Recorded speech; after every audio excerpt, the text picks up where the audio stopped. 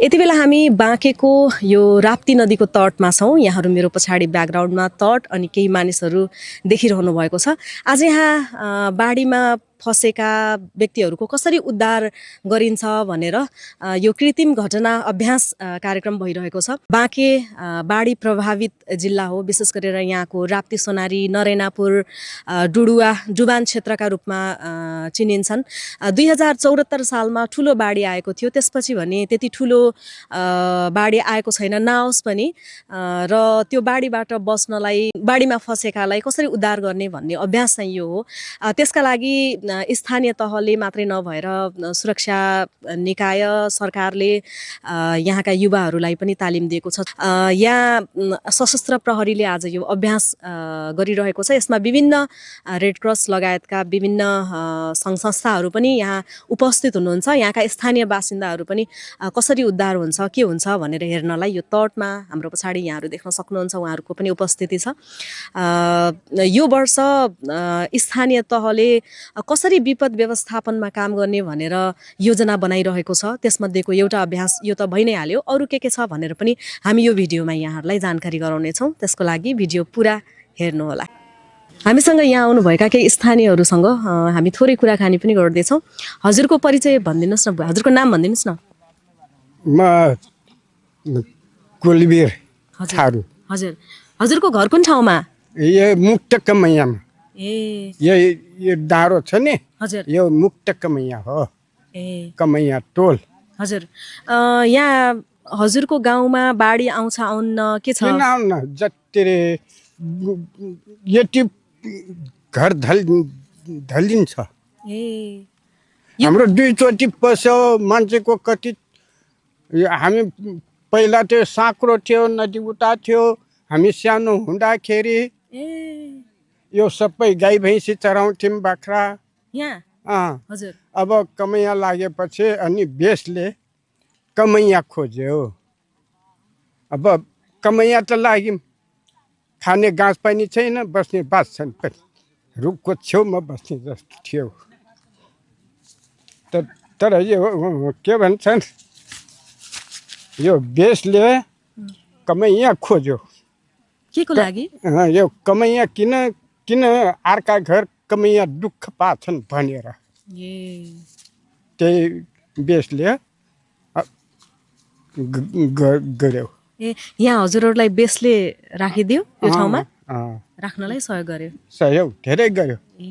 सरकारबाट सब कागज बनाएर चाहिँ बसायो। लाल पूर्जा पनि छ। हजुर कमैया कति वर्ष बस्नुभयो हजुर? म त एक घर यहाँ लरायनको घर 11 वर्ष कमाएँ। म सानैदेखि कमैया बसेको। कहिले उहाँ चिक्तैया गाविस बर्दिया कमाएँ 5 वर्ष। तर उता त्यो बनगुश्री कमाएँ 3 वर्ष। सानैदेखि त अब कता हो कता बाख्रा गोला जाने। मेरो त लाल कर्दमा 45 वर्ष छ लेख्योको। अनि यहाँ बस्न थाल्नु भएको कति वर्ष भयो त अहिले? 2057 सालमा दिएको। 57 देखि? ए धेरै भइसकेछ। 57 देखि अहिलेसम्म कतिवटा बाढी आयो? जस्तो 74 त ठुलो बाढी आएको थियो। दुईचोटि पस्यो। 57 यता दुईचोटि पसिसक्यो। त्यो त्यहाँ यहाँनिर पर्यो, त्यहाँ माथि पर्यो। हाम्रो भन्ने ठाउँै छैन। अहिले त यो तटबन्ध बनेर छ। तटबन्धन बनेछ। हजुर, अहिले सुख छ। अहिले ठिक छ। दुईचोटि बाढी आयो भन्नुभयो होइन? बाढी हुँदाखेरि के क्षति बेहोर्नु भयो? त्यही के भन्छन्, क्षतिपूर्ति त दिए, लुगा लट्टा दिए, भाडा बर्तन पनि दिए। नै क्षति के भयो? घर भत्क्यो कि घर भित्रसम्म मात्रै पानी पस्यो? घर भत्केर त्यो अनाज पानी सबै थारूको जाति के गर्ने। त्यो के भन्छन् माटोको डेँडो बनाएको त्यो त ढलिन्छ। ए डेरी ढल्यो। अहिले चाहिँ आ छैन जोस बाढी? अहिले आ छैन। अहिले ठिक छ? अहिले ठिक छ। ए अनि यो आज हेर्न आउनु भएको छ, कस्तो लाग्यो हजुरलाई? राम्रो। के चिज चाहिँ राम्रो लाग्यो हजुरले? के देख्नुभयो यहाँ? राम्रो देख्यो यो हामीसँग यहाँ अर्को स्थानीय हुनुहुन्छ हामी उहाँसँग पनि थोरै कुराकानी गर्दैछौँ सर हजुरको नाम भनिदिनुहोस् न मेरो नाम शिवप्रसाद थारू हो हजुर राप्ती सोनारी 3 कमैया टोल होइन यो हजुर हजुर के हुनुहुन्छ म यो ठाउँको अध्यक्ष ए टोलको अध्यक्ष कति परिवार हुनुहुन्छ यहाँ यो टोलमा कति घरधुरी यहाँ लगभग हजुरको सरकारले दिएको 57 घर कति हो त्यसपछि अहिले 15-20 घर जति होला यो यहाँहरू बस्नु भएको कति समय जति भयो यहाँ लगभग 20-21 वर्ष भइसक्यो यो 20-21 वर्षको अवधिमा यहाँ बाढी कतिको आयो बाढीको चेपुवामा कतिको छ यो ठाउँ त सबभन्दा जोखिम ठाउँ हो यो लगभग यस वर्ष भन्दा 2 वर्ष बच्यो यो कति साल हो त्यो थाहा भएन मलाई यहाँ चाहिँ जयाजात बनाएर लगिदिन्छ खानेपिने सारा सब स्वाहा बनाउँछ क्या सबभन्दा जोखिम भनेको यही हो अहिले कतिको जोखिम छ हजुरहरूको टोलमा अहिले पनि अब खोला बढ्न बित्तिकै जोखिमै छ मर्ने अब बाँच्ने ठेगानै हुँदैन चौपाई पशु पन्छी मान्छेहरू बग्ने खानेकुराहरू लगिदिने घर भत्काइदिने गर्छ यो वर्ष त अहिलेसम्म आएको छैन अहिलेसम्म आएको छैन यस वर्ष त बाँकी नै छ यो बाढीको ट्रेन्ड पनि चेन्ज भयो जस्तो पहिला असार साउनमा धेरै पानी आउँथ्यो अहिले दसैँ तिहारतिर आउने भनेर धेरैले भन्नुहुन्छ हजुरले चाहिँ कस्तो अनुभव गर्नुभएको छ अनुभव त अहिलेसम्म बाँचिया छ र पछि आउन सक्छ भन्ने डर छ दिदी एकैछिन नबोलिदिनु न है प्लिज एकैछिन हल्ला भयो है एकैछिन मैले त्यो जवाफै सुन्न पाएन कि हजुरहरूको कतिको बाढीको आजभोलि कतिको बाढीको जोखिममा छ अहिले त खासै भल आएको छैन त्यस्तो जोखिम छैन अब एक्कासी पानी पर्यो भने कस बेला पर्ने हो कस बेला जाने हो थाहा हुँदैन पहिला त यो असार साउनमा बर्खा लाग्थ्यो त्यो बेलामा बाढी आउँछ भन्ने थाहा थियो अहिले यो दसैँ तिहारतिर पनि आउन थाल्यो धेरैले त्यही भन्नुहुन्छ हजुरहरूको अनुभव चाहिँ के छ अनुभव त अब आउला जस्तो डर लाग्छ अब के गर्ने बसोबासै यही हो अन्त जग्गा जमिन छैन यहीँ बस्न परेको छ जोखिम ठाउँमा हजुर आउँछ कि कसबेला लाग्छ कि भन्ने कुनै ठेगानै छैन यो तटबन्ध बने रहेछ यो तटबन्धले अलिक सजिलो भयो भन्दै हुनुहुन्छ बुवाले हजुरहरूको अनुभव तटबन्ध त अब वर्षौँ पछि अब सिक्टालाई ढाइरहेको हुन्छौँ जनप्रतिनिधिसँग कोर्डिनेसन गरेर सिक्टासँग प्रत्येक वर्ष मागिरहेको हुन्छौँ अहिले पनि लगभग थुप्रै बजेटहरू परेको छ अहिले चाहिँ हजुर यो तटबन्ध बनेको कहिले यो लगभग 20 वर्ष अगाडिदेखि सुरुवात भएको हो अब बन्दैछ वर्षौँ पछि गत वर्ष अगाडि भएको थियो अहिले पनि यता र यता छ अहिले यहाँ जोखिम भएको क्षेत्र चाहिँ कुन हो यहाँनिर त अब यो अलि तटबन्ध बनेर अलि सजिलो जस्तो लाग्यो यहाँनिर कुन गाउँ जोखिममा सिनाबास मुक्त कमाया क्याम्प हो सिनाबास गलराबास यो लगभग तल साइपुरसम्म धक्का भेटाउँछ मुख्य भनेको यही हो मुहानमा अनि हजुरहरूले त्यो बाढीबाट बस्नलाई कस्तो तयारी गरिरहनु भएको छ फेरि बाढी आउने टाइम हुन लाग्यो अब हामी तयारी त हुन्छौँ अब राति सुते बेला आइदियो भने तयारी कस्तो तयारी थाहै हुन्न अनिश्चित काल हुन्छ त्यो त अनि आज यो अर्को अभ्यास पनि भइरहेको रहेछ कसरी उद्धार गर्ने बाढीमा फसेकालाई भनेर यहाँ विभिन्न सङ्घ संस्थाबाट यो कृत्रिम अभ्यासको काम भइरहेछ हजुरलाई कस्तो लागिरहेछ यो राम्रो हो सबभन्दा अब मुख्य कुरा त यहीँ क्याम्पमा बसालेर यस्तो उद्धारकर्मीहरू राख्नुपर्ने जोखिम ठाउँमा अब रातिको बेला कस बेला आउँछ कहाँ पाउने जोखिम उद्धारकर्मी कहाँ पाउने मान्छे अब त्यस बेला बगेको मान्छेहरू थाहै हुन्न कल्पना थारू खैरनी राप्ती सोनारी गाउँपालिका वार्ड नम्बर 3 जोखिम छ हाम्रो टु त्यहाँनिर तलै पर्छ खोला नजिकै वरिपरि खोला पर्छ अगाडिको वर्षमा त धेरै नोक्सान भयो घर भन्दा सबै घर डेरी सेरी सबै ढल्यो त बखारी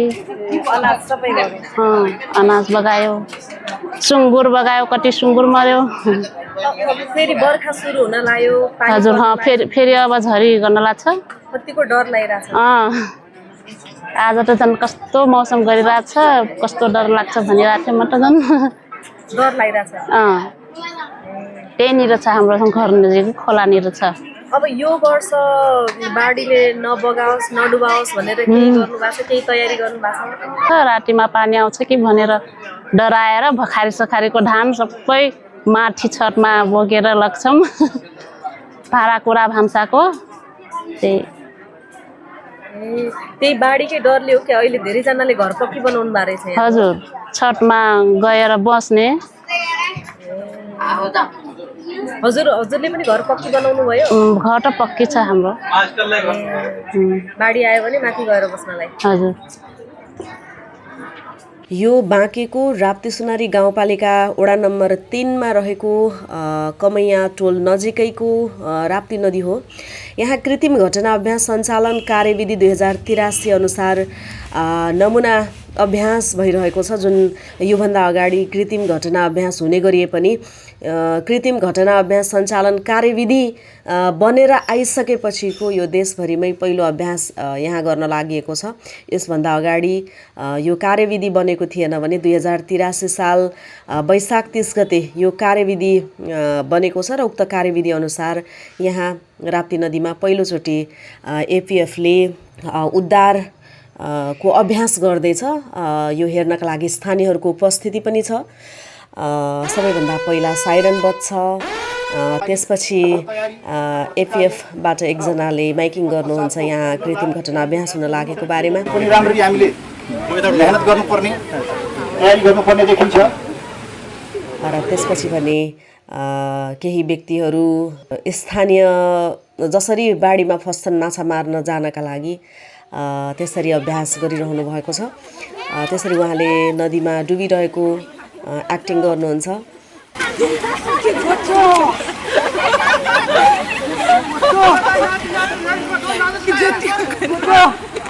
स्थानीयहरू रमाइलो मानी हेरिरहेका थिए भने उनीहरूले यो सिक्ने अवसर पनि पाएका छन् कसरी उद्धार गर्ने भनेर। घरेलु सिपबाट पनि यो उद्धारका कामहरू गर्न सकिन्छ भन्ने देखाइएको छ। नदीमा फँसेका स्थानीयहरूलाई विभिन्न चरणमा उद्धार गर्ने गरिन्छ। यो पहिलो चरण अन्तर्गत डोरी फाकेर उनलाई उद्धार गरिएको छ र यो दोस्रो अभ्यासमा नदीमा डुबिरहेका व्यक्तिलाई एकजना व्यक्ति गएर उनलाई नदीको किनारासम्म लिएर आउने यो अर्को अभ्यास पनि गरियो भने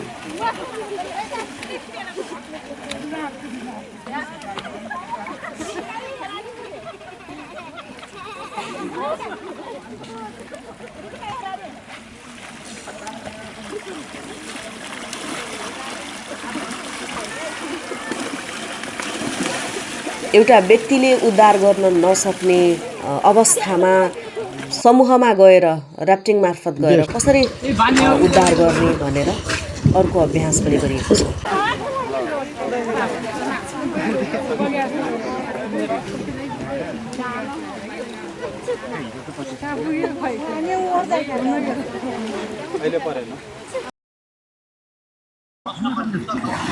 यो उद्धार गर्दा गर्दै राप्ती नदी पारी केही मान्छेहरू जङ्गलमा दाउरा खोज्न गएको बेलामा त्यो अवस्थामा त्यहाँ हराइरहेको अवस्थामा फेला परेका छन् र उनीहरूलाई पनि कसरी उद्धार गर्छ भनेर यो उद्धार गरेर देखाइएको छ, यो अभ्यास गरेर देखाइएको छ। यो अभ्यास हेर्नका लागि स्थानीयहरू मात्रै होइन, विभिन्न सङ्घ संस्थाबाट पाल्नुभएका प्रतिनिधिहरू पनि उपस्थित हुनुहुन्थ्यो। रेड क्रस, CRS, STF लगायतका विभिन्न सङ्घ संस्थाको यहाँ उपस्थिति रहेको थियो। यति मात्रै होइन, घाइतेहरूको उद्धार कसरी गर्ने, उपचार कसरी गर्ने, प्राथमिक उपचार गरेर उनीहरूलाई एम्बुलेन्स मार्फत अस्पतालसम्म कसरी पुर्याउन सकिन्छ भनेर रेड क्रसले यहाँनिर यो अभ्यास गरिरहेको छ।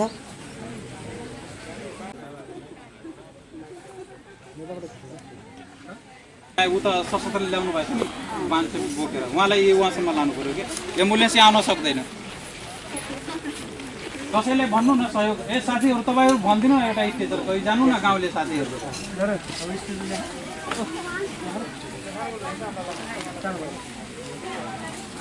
सर स्टेजर पठाइदिनु न त। छैन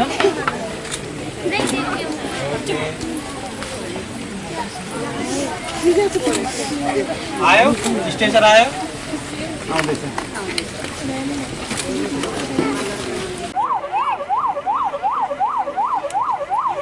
यहाँबाट उहाँहरूलाई उद्धार गरेर बाढी पीडितहरूलाई उद्धार गरेर सेल्टर भवन जो बाँकेको राप्ती सोनारी गाउँपालिका वडा नम्बर 3 को सेल्टर भवन, यो भवनमा बाढी पीडितहरूलाई उद्धार गरेर यहाँ ल्याइन्छ। यहाँ ल्याएर उनीहरूलाई कसरी राहत वितरण गर्ने, उनीहरूको स्वास्थ्य कसरी जाँच गर्ने भन्ने विषयमा पनि प्रत्यक्ष जस्तै एउटा सिमुलेसन गरिएको छ।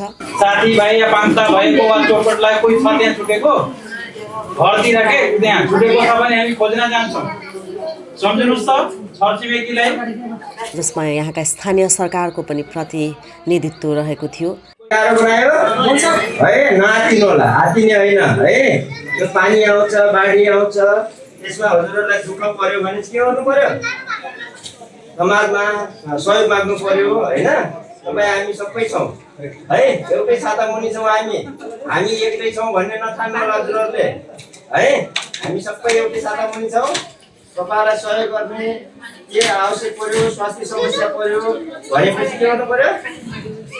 सम्पर्क गर्नु पर्यो, स्वास्थ्य संस्थामा सम्पर्क गर्नु पर्यो।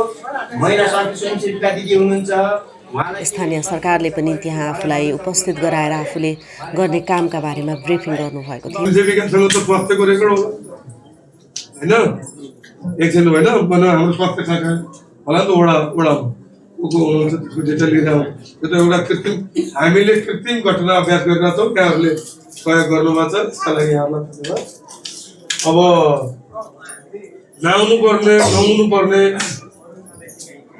दुर्घटना भयो, बाढी आयो, बाढीले हाम्रो घर के भन्छ डुबान हुँदैछ भनेर पहिले नै तपाईँलाई हामीलाई जानकारी भयो, वडालाई जानकारी भयो, अनि पालिकालाई जानकारी भयो, अनि स्थानीय वडाले पालिकाले सबैको जानकारी मार्फत यहाँ के गर्यो भने प्रहरी विभिन्न सङ्घ संस्था अनि कर्मचारी सबै सहयोगमा यहाँहरूलाई हामीले सेल्टर हाउसमा लिएर आएको छौँ।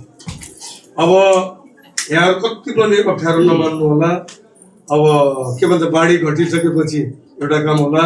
अब यहाँहरूको पहिलो हामीले हेर्ने यहाँहरूलाई सुरक्षित आश्रय छ। सोत्तरी महिलाहरू हुनुहुन्छ, कोही छ भने छिमेकी कुनै के थियो भने भन्नु, उहाँहरूलाई न्यानो कुराहरू चाहिएन, कपडा चाहिएन, उहाँहरूलाई सङ्क्रमण हुने अवस्था हुन्छ। यसरी कृत्रिम घटना अभ्यास सञ्चालन कार्यविधि 2083 अनुसार यो अभ्यास सम्पन्न भएको छ। अब यहाँनिर धेरै जस्तो महिलाहरू हुनुहुन्छ, खुलेर कुरा गर्न सक्नुहुन्न उसँग हाम्रो स्वास्थ्य कर्मीसँग भने हाम्रो महिला स्वयंसेविका महिला स्वास्थ्य कर्मीहरू पनि तपाईँहरूसँग हुनुहुन्छ। यहाँहरूलाई केही अप्ठ्यारो पर्यो भने स्वास्थ्यका बारेमा गर्न अब अन्य कुराहरू यहाँहरूको खानाको उद्धारको है वास व्यवस्थापनको चाहिँ हामी तयारी गर्दैछौँ। म गोमा चेम्चङ, उपसचिव, राष्ट्रिय विपद जोखिम न्यूनीकरण तथा व्यवस्थापन प्राधिकरणमा काम गर्छु। योभन्दा अगाडि विभिन्न सङ्घ संस्था र तिनै तहका सरकारहरूले चाहिँ आफ्नै अनुसार चाहिँ कृत्रिम घटना अभ्यास गरिराखेको थियो। यो चाहिँ अहिले 2083 साल वैशाख 31 गतेको कार्यकारी समितिले चाहिँ पास गरेर कृत्रिम घटना अभ्यास कार्यविधि 2083 पारित भएर अहिले कार्यान्वयन भएको छ। यसले चाहिँ यो अरू सबै निकाय जसले चाहिँ यो कृत्रिम अभ्यास गर्छ उहाँहरू सबैको चाहिँ एकरूपता ल्याउनको लागि चाहिँ यो कार्यविधि बनेको छ। र यो अहिले यो कार्यविधिले चाहिँ सबैको क्षमता कस्तो छ, सङ्घको, प्रदेशको र स्थानीय तहको चाहिँ यो विपद आइहाल्यो भने त्यसलाई रेस्पोन्स गर्नको लागि क्षमता कस्तो छ भन्ने कुरा चाहिँ यसले चेक जाँच गर्छ र क्षमता अभिवृद्धि गर्न पनि सहयोग गर्छ। र मुख्यतया चाहिँ यो कार्यविधिमा चाहिँ 4 किसिमको चाहिँ यस्तो नमुना अभ्यास सञ्चालन गर्ने भनिएको छ। 4 किसिममा चाहिँ स्थानीय तहमा चाहिँ स्थानीय विपद व्यवस्थापन समितिले स्वीकृत गरेपछि स्थानीय आपतकालीन कार्य सञ्चालन केन्द्रले सञ्चालन गर्छ र समन्वय गर्छ। अहिले यो कार्यक्रम भइराखेको पनि यो राप्ती सोनारी गाउँपालिकाले स्वीकृत गरिसकेपछि त्यसपछि चाहिँ यो अहिले यो जहाँ चाहिँ बढी बाढीबाट प्रभावित हुन्छ त्यो एरियामा चाहिँ हामी नमुना अभ्यास गरिरहेका छौँ। त्यसै त्यसै गरी जिल्ला तहमा चाहिँ जिल्ला विपद व्यवस्थापन समितिले चाहिँ स्वीकृत गरेर यो कृत्रिम घटना अभ्यास हुन्छ। त्यसै गरी प्रदेशमा पनि छ र सङ्घीय स्तरमा पनि यो कृत्रिम घटना चाहिँ सञ्चालन गर्नुको लागि स्वीकृति गर्नुपर्ने अवस्था चाहिँ रहेको छ। यसले चाहिँ मुख्य गरेर 4 तहमा चाहिँ यो कृत्रिम घटना अभ्यास गरिन्छ भनेर चाहिँ स्पष्ट रूपमा तोकेको छ। त्यसै गरी यो कृत्रिम घटना अभ्यास गर्दाखेरि के गर्ने, को सहभागी हुने, के सामग्रीहरू चाहिन्छ, कस्तो स्थानहरू हुनुपर्छ भन्ने विषय चाहिँ स्पष्ट रूपमा चाहिँ यसमा तोकिएको छ। यो पहिलो हो देशभरिमै, यहाँ यो पहिलो अभ्यास हो आज भनेर भनिरहनु भएको छ, के हो? यो 83 वैशाख 31 गते मात्रै पारित भएको र नमुना अभ्यास चाहिँ पहिलो नै हो। यसमा चाहिँ राप्ती सोनारी गाउँपालिकासँग हामी मिलेर गरेको छौँ। गाउँपालिका र हामी प्राधिकरण मिलेर गरेको कारणले यो पहिलो हो। तर कार्यविधि आफैमा चाहिँ हामीले ओरिएन्टेसन चाहिँ गरेका थियौँ, अभिमुखीकरण चाहिँ गरेको, तर यसरी प्र्याक्टिकल चाहिँ भएको थिएन। म सबै खाले विपदको बाट प्रभावित हुने गाउँपालिका हो र यहाँ तपाईँको अहिले राप्ती नदी र खरे खोलाहरूबाट वर्षायाममा सबैभन्दा बढी डुबान, खेतीयोग्य जमिनको कटान र बस्तीमा पछि पनि डुबान हुने अवस्था बढी हुन्छ। र कहिलेकाहीँ तपाईँको के भन्छ भने नदीमा माछा मार्न जाने, घाँस दाउरा गर्न जानेहरू पनि अल्झिन सक्ने अवस्था रहने भएका कारणले यस्ता जोखिमहरू मैले सुरुमै भनिसकेँ।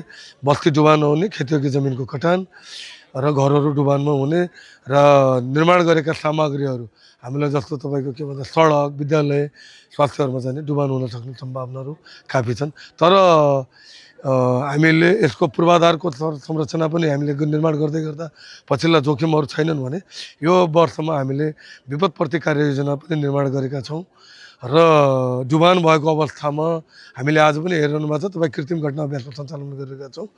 व्यक्तिलाई नगद दिनेदेखि लिएर सेल्टर हाउसमा सुरक्षित अवतरण गर्नेदेखि लिएर उनीहरूको स्वास्थ्य, कृषि, शिक्षासम्मको र मनोपरामर्श गर्ने तयारीहरूमा हामी अलर्ट नै चाहिँ छौँ।